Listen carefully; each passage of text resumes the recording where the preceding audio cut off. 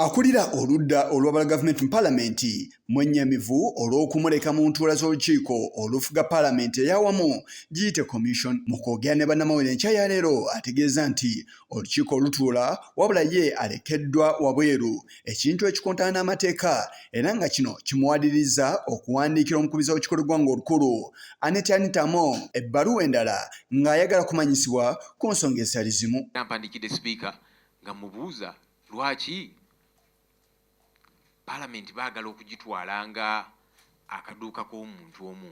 Eno Palamenti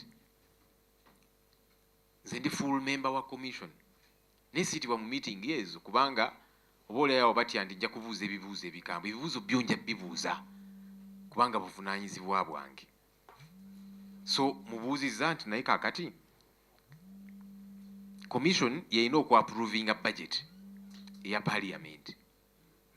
Nempulira baatula mu nkukutu ne bajja approvinga ne bateeka mu bo bye baagala bwe batyo nno bwe bayisa ssente. Joel Ssenyonyi ku bigenda mu maaso mu ggwanga abakiise mu kikolwa ggwanga olukulu okukwatibwa ku nsonga z'obuli bw'enguzi obugambibwa nti baabwetabamu mukadde nga babaga embalirira y'omwaka gw'ebyensimbi ogujja 2024-2025 ng'eno yakusoma olunaku olw'enkya ategeeza nti si kikulu nnyo wabula bateekeddwa okutandikira ku nzirukanya ya Palamenti. Era ddala tulabye ababaka ba Palamenti be batandise okukwata bali mu kaduukulu kubatuulira aliwo okunoonyereza ku ssente y'omusolo ku nguzi ku bubbi obuli wano mu kizimbe kino ekya Palamenti ya Uganda.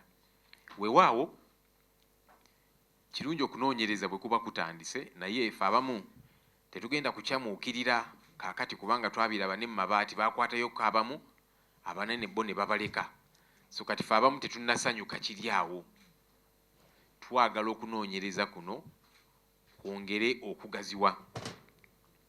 Nze mu kulaba okwange obuzibu bwa Palamenti yaffe eno obutandikira mu Parliamentary Commission ke kakiiko akakulu akatwala Palamenti ya Uganda. Guno omulundi gulinga gwakusatu ng'awandiikira Sipiika ku nsonga ezitali zimu wabula agambye nti tagenda kulekeraawo kuwandiika bbaluwa zonna. Ono era aweze nga bw'atagenda kupondooka era nti wakwanukula eri eggwanga ku bigenda mu maaso mu Palamenti nga n'olw'ensonga eyo ne bwe bamunyigiriza eddoboozi lye likyawulikika. Nga nze sigenda kusirika kubanga abantu bano siri leader of opposition kubanga baagala nnyo mbumbeere nedda si be bannonda abantu bannakawa baasooka okunnonda nenzija mu Parliament kibiina kyange ne kinsindika okubeera leader of opposition. So siriiwo lwa kisa kya muntu yenna. So sirina gwe ngenda kwegayirira, sirina gwe ngenda kutiiririra, buli omu nja muwa ekitiibwa kye naye sirina gwe nja kutya nga mbuuza ebibuuzo ebikwata ku ssente y'omusolo. Ssenyonyi abuuziddwa lwaki tasuulawo ttawulo oluvannyuma lw'okulemesebwa emirundi gyonna ensonga eno agyanukudde. The lawyer, I know that it's important for me to be on record so that tomorrow the Speaker doesn't say, well, you didn't inform me about these issues. I'll have my record to show, but here I did write to you over these concerns. So that's why I keep writing, so that I am on record. So that tomorrow no one feigns ignorance, to say, well, I'm hearing that concern, that complaint of the law for the first time.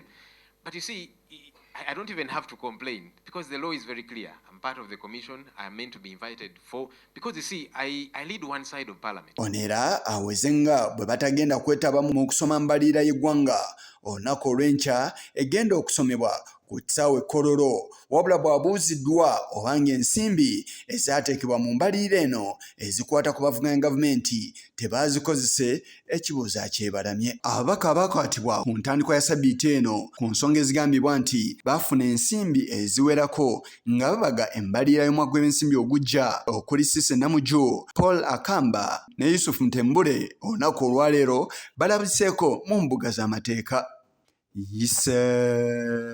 Kigongo kulwa Channel 44 olweggulo.